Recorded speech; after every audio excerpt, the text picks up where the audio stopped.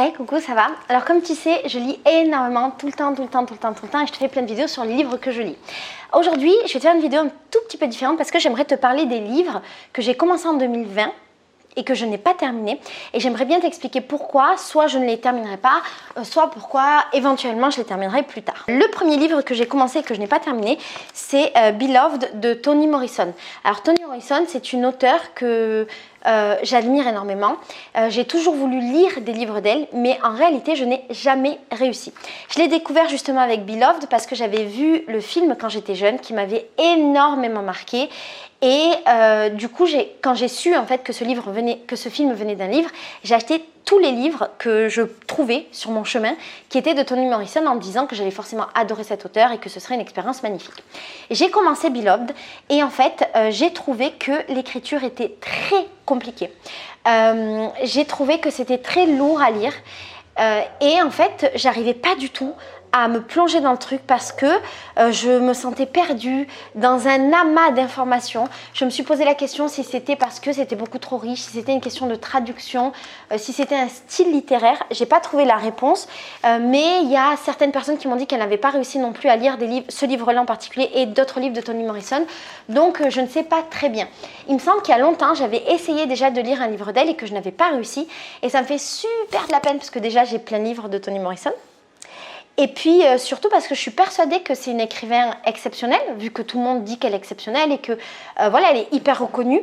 Donc je suis persuadée et je suis super triste de ne pas réussir à accéder en fait à son art. Et j'ai un peu le truc de me dire que c'est moi qui suis nulle et qui ne suis pas capable. Mais en même temps, pour moi, les livres, c'est un peu des rencontres et des fois, voilà, des fois ça marche et des fois ça marche pas et c'est pas très grave quand ça marche pas. C'est juste que il y a certains styles qui peuvent te toucher ou pas. Dans le cas de Toni Morrison, voilà, ça ne marche pas.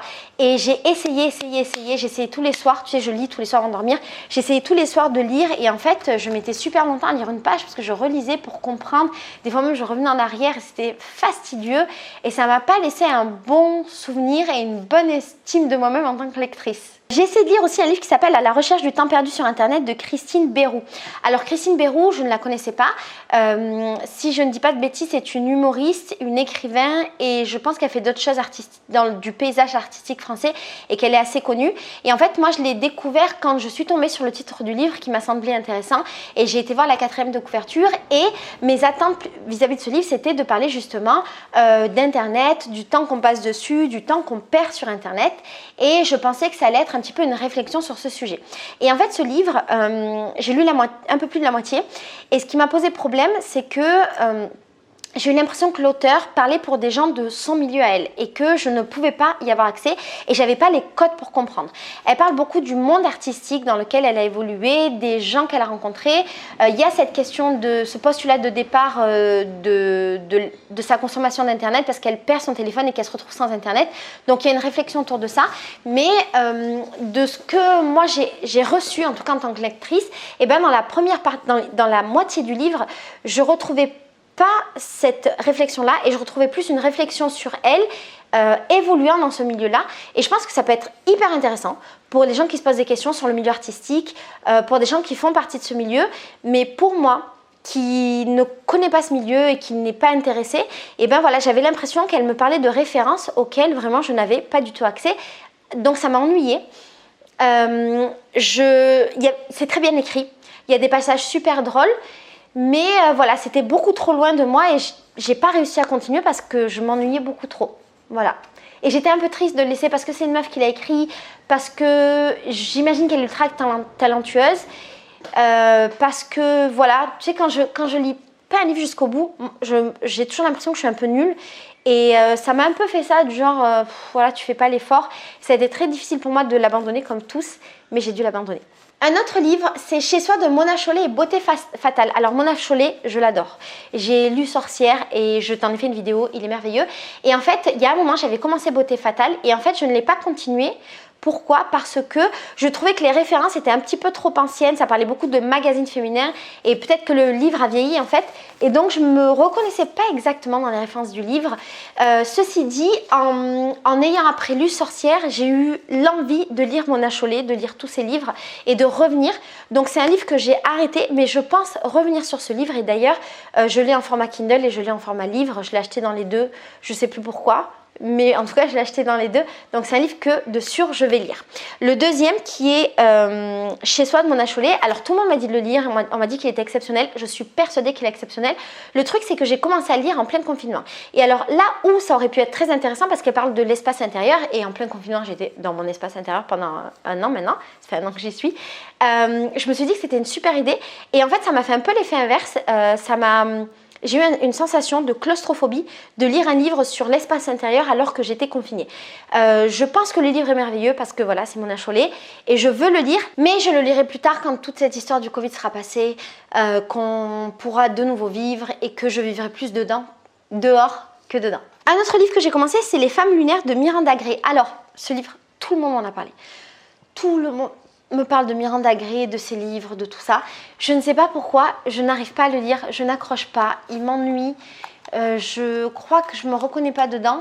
Et ça me fait de la peine de voir que c'est autant une référence en fait pour les femmes et que moi qui m'intéresse autant aux femmes, je n'y ai pas accès. Ceci dit, je ne me suis pas fermée à ce livre et contrairement à d'autres dont je t'ai parlé, je vais le continuer, pas maintenant. Plus tard, j'ai énormément de livres sur les femmes à lire, donc je vais continuer par les autres livres et à un moment donné, je pense que je reviendrai sur ce livre-là.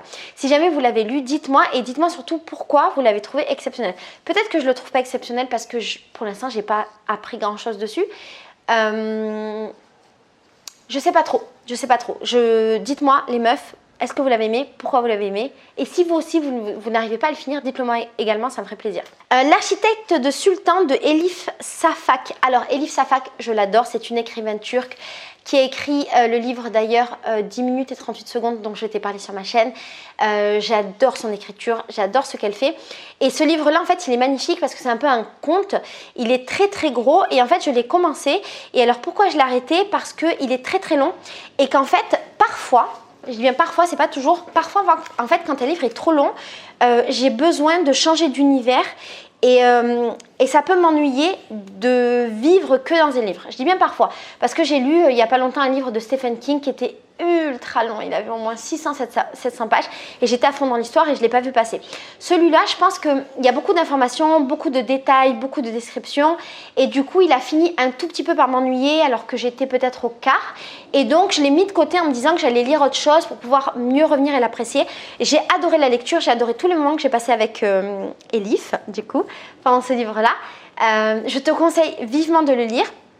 Mais je pense qu'il faut être disponible et peut-être qu'à ce moment-là, je n'étais pas disponible pour lire un livre aussi gros et j'avais juste envie de changer régulièrement d'univers. Sa Majesté des Chats de Werber. Alors Werber, c'est mon écrivain préféré de toute la vie du monde entier. Je l'aime de tout mon cœur, mais sa série sur les chats, je n'y arrive pas. Il me semble que j'ai lu le tome 1, que j'ai commencé le tome 2 et il y a le tome 3 qui est sorti sur les chats. En fait, tu le sais, j'aime pas trop les chats. C'est juste que moi je suis pas très animaux, c'est pas mon délire, j'arrive pas à avoir ce truc émotionnel envers les animaux et donc comme j'ai pas cette liaison avec les animaux, et ben un livre sur les chats vu par un chat et voilà une vie de chat, je n'arrive pas à m'y intéresser. Je peux comprendre quand on a la passion des chats et beaucoup de gens ont la passion des chats, que ce soit super jouissif. D'ailleurs, quand j'ai découvert Bernard Werber, c'était à travers son livre, sa série de livres qui s'appelait Les Fourmis. Et pour moi, c'était incroyable. J'étais genre passionnée par les fourmis. J'étais en admiration parce que j'adore pour le coup les fourmis. Et je suis plus des insectes que des animaux. Et donc, pour moi, c'était incroyable d'imaginer être dans la tête d'une fourmi. Autant imaginer être dans la tête d'un chat, et ben j'adhère pas et ça ne m'intéresse pas. Donc, pour une fois, je ne vais pas lire une trilogie ou un livre de Bernard Werber. Ça me fait beaucoup de peine parce que je l'adore. Peut-être que j'essaierai plus tard ou peut-être que juste je dirai voilà c'est pas grave, viens on attend le prochain livre avec un autre sujet et promis on s'aimera de nouveau. Le dernier livre dont je voudrais te parler aujourd'hui c'est de Laure Audley, je sais pas comment on dit, qui s'appelle Les Maisons Closes. Alors tu sais que j'adore lire des livres sur la prostitution, c'est un sujet qui m'intéresse énormément, sur le travail du sexe en général mais la prostitution. Et en fait Laure Audley Elle, c'est une historienne qui parle beaucoup des femmes et j'ai acheté toute une série de livres qu'elle a fait sur les femmes qui est géniale, que je te mets dans la barre d'infos. C'est des beaux livres avec des portraits de femmes classés par thématique, c'est super. Et en fait, elle a sorti un livre qui s'appelle Les Maisons Closes et qui raconte l'histoire des maisons closes. J'ai commencé à le lire, je l'ai trouvé super, mais j'ai arrêté parce que pour le coup, c'était un peu trop historique pour moi. Je pense que j'ai envie de le lire par petits morceaux et qu'il me manquait peut-être la partie humaine dans le livre. Est-ce qu'on peut avoir une partie humaine quand on parle voilà, de faits historiques? Je ne sais pas trop. J'aime beaucoup la manière dont elle écrit, tout ça. Mais il y a quelque chose d'un peu... Peut-être il y a trop de faits, et il n'y a pas du coup d'histoire romancée. Peut-être c'est ça. Ou peut-être voilà, qu'il y a trop de faits et qu'il y a moins de réflexion, mais en même temps c'est un livre historique, donc il fait ce qu'il a à faire. C'est simplement que voilà, c'était trop d'informations pour moi, trop de condensé.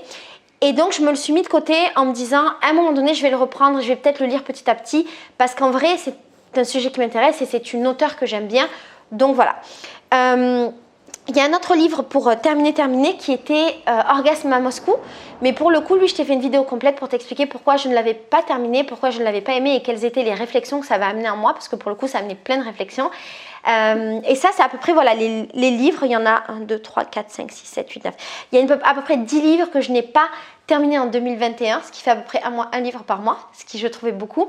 C'est assez rare que je ne termine pas des livres. Je n'aime pas ne pas terminer des livres.